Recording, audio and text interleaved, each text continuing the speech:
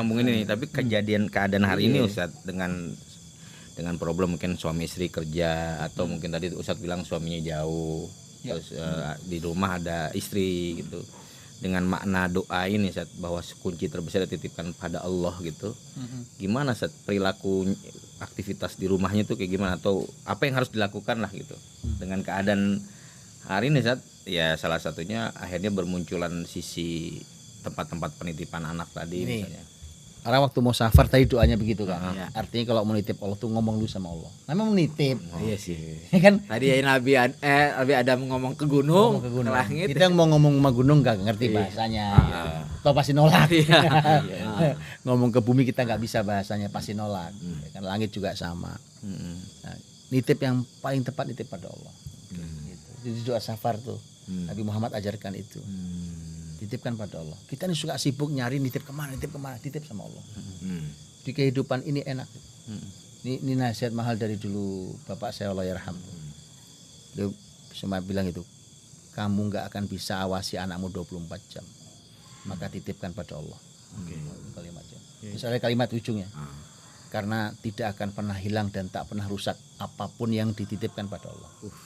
Itu benar sih. Itu kalimat kalimat beliau itu. Karena ada kalimat bismillahirrahmanirrahim dengan menyebut nama Allah yang tidak akan rusak, tidak akan hilang apapun yang dititipkan pada Allah. Iya. Gitu. Iya, ini problem lagi cuma Jang. Kalau tadi Nabi Adam ngobrol sama langit kan kata Ustaz Budi, karena itu saking deketnya ngomong sama langit, jadi ya seperti orang curhat gitu, sama bumi, sama gunung. Lah, problemnya saat bagaimana caranya kita supaya bisa menitipkan kepada Allah kalau kita sendiri nggak dekat sama Allah gitu. Ya nggak bisa. Makanya contoh ya. Sekarang orang anggaplah menitipkan nikahnya anak harus saya titipkan satu dan lain hal sebabnya. Mungkin tadi ya bapak ibunya harus cari nafkah dua-duanya. Anggap ekonomi nggak cukup umpamanya nih. Anggap kita oke gitu ya.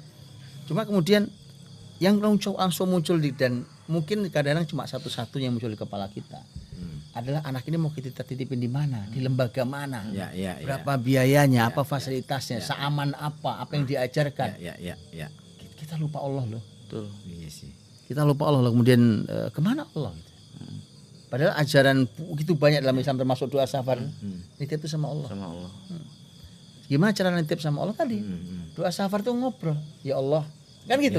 Allahumma antas sahibu fis safar wal khalifatu fil ahl. Saya yang safar, kau temani aku ya Allah. Tapi aku tinggalkan keluarga, tolong nitip mereka. Ngomong sama Allah ya. Ngomong sama Allah. Tapi bagaimana mau ngomong kita nggak pernah dekat sama Allah, kita jaraknya sama Allah. Benar. Ya kan? Dan seterusnya itu. Ya, makanya belum lagi ya sudah memang Allah lupakan tuh orang gitu. Iya. Walaupun secara perilaku teknis adalah ada orang dekat di rumah kita. Iya, itu kan usaha manusiawi Usaha kita. manusiawi. Nextnya ya kan. Tapi Nih, betul. contoh nih. Contoh nih. Kalau sudah dititipkan pada Allah, ya kan, titipkan pada Allah tuh. Anggap bapak ibunya itu nggak nemu orang atau lupa nitip ke manusia. Tidak, apa sulitnya bagi Allah untuk menghadirkan manusia, Untuk menjaganya. Contoh paling nyata surat Al-Kahfi. Oh iya benar. Kisah Nabi Musa, betul kan, dan Nabi Khidir membangun rumah dua anak yatim. Ya kan, itu rumah udah mau ambruk. Siapa yang mau bangun? Itu anak yatim, ya kan? Itu masyarakat pelit. Apa bukti pelit? Musa cuma minta dikasih air minum sebagai musafir, nggak dikasih.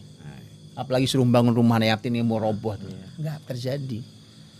Tapi bayangin ya, saya bilang rumah kita nih yang bangun tukang, tuh anak yatim.